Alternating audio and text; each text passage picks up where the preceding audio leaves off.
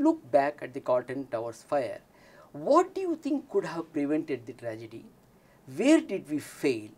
Why did a situation like Carlton happen at all? Mr. Balaram, Carlton is not unique on its own.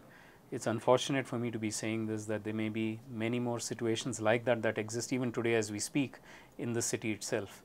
Well, to go back to Carlton Towers, I think, like I mentioned earlier, everything that had to go wrong went wrong that day. It was a complete systemic failure.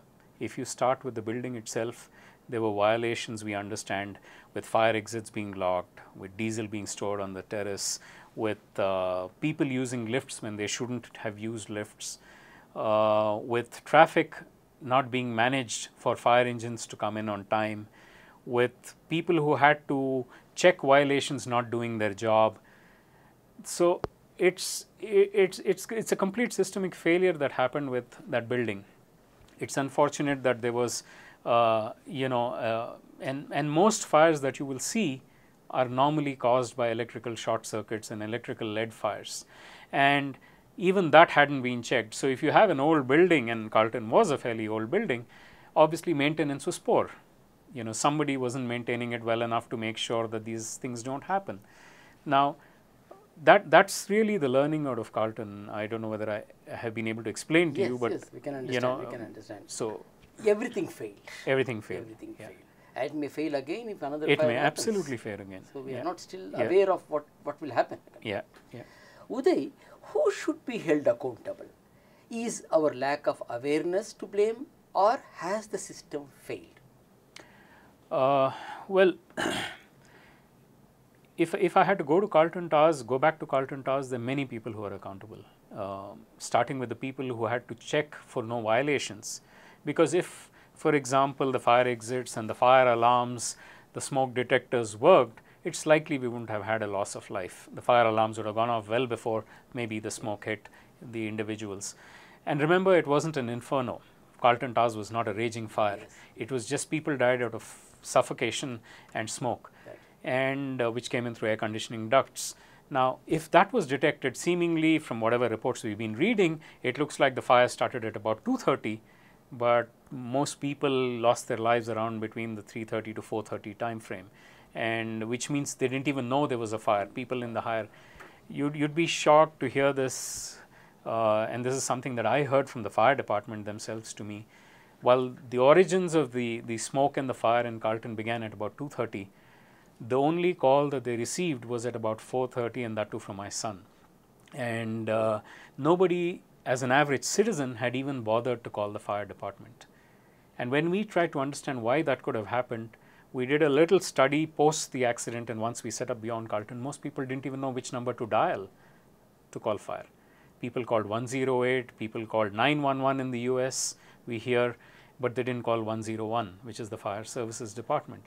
So, which is why we ran a campaign around 101 in the city to try and tell people basics, let's at least know which number to dial. And so, there are lots of issues, sir, that we need to. Lack of awareness. Completely. It's a awareness and apathy. Apathy. Yeah. I don't believe it will happen to me at all. Fire, it's too far away and too distant. It may not happen to me. Uday, how can we work towards changing the attitude of people to react more responsibly in such situations? Yes, I think it's an excellent Rather, question. I'll go further ahead. Weren't curious onlookers to blame on that day? They parked their vehicles on roads. Some were seen clicking photographs. Fire engines couldn't reach the site early. Even the ladder was stuck in traffic jam. Yeah. I think while it's easy for us to blame authorities, as average citizens, I think we need to sensitize ourselves to. The most important thing that we should all remember and realize is fire kills. It's not just a flame that you light to do your daily ritual or your prayer, but it can also be harmful to you if you don't take care of it. So, I think what we as average citizens should be aware of is that if there are certain violations that you notice in your apartment block or in your office, for example, you see a fire exit door locked, you should not sit back and keep quiet. It's your life. Tomorrow something could go wrong. You see a fire extinguisher on which the date has expired, you must call the facilities manager or your association secretary and say, what's the use of this extinguisher when the date has expired. Simple things like that. I mean, you know, you don't need to be an expert to fight fires, but you can be at least preventive in some nature to try and make sure that you don't get into a wrong situation.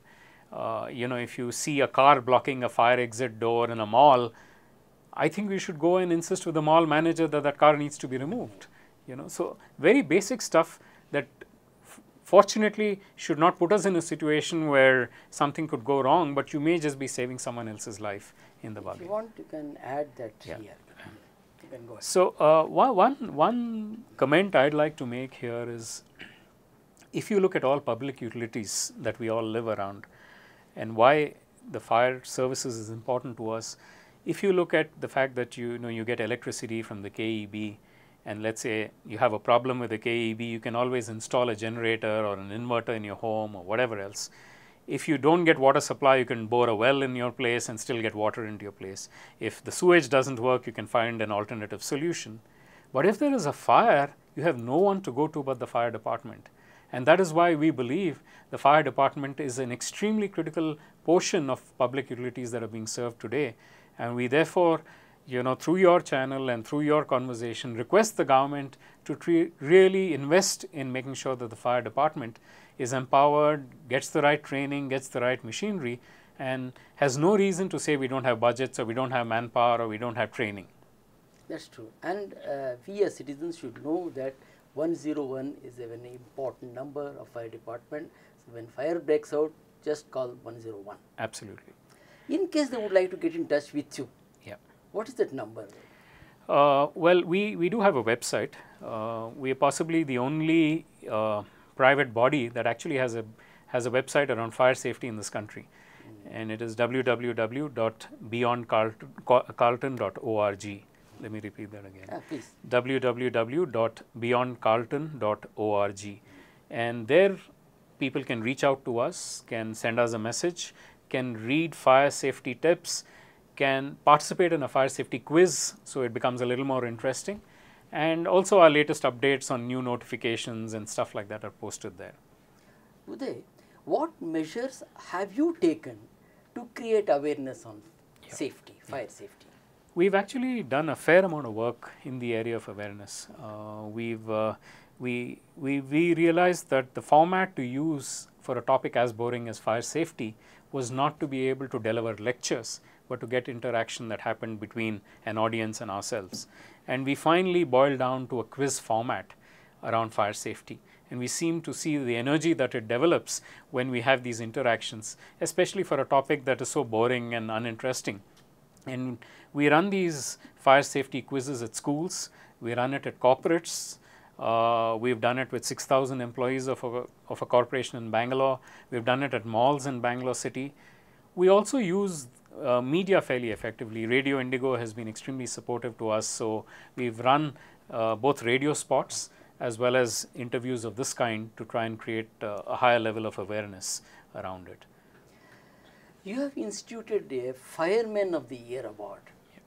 How many have received it so far and on what grounds? Yeah, so we instituted it in the first year of our memorial, which is exactly in 2011, which was the first year of our memorial service. And we gave it out to 3 individuals the last time round. These are nominations that we received from the Fire Department of Karnataka. And these are people who have gone well beyond their call of duty to be able to either save a life or save some injured in some form.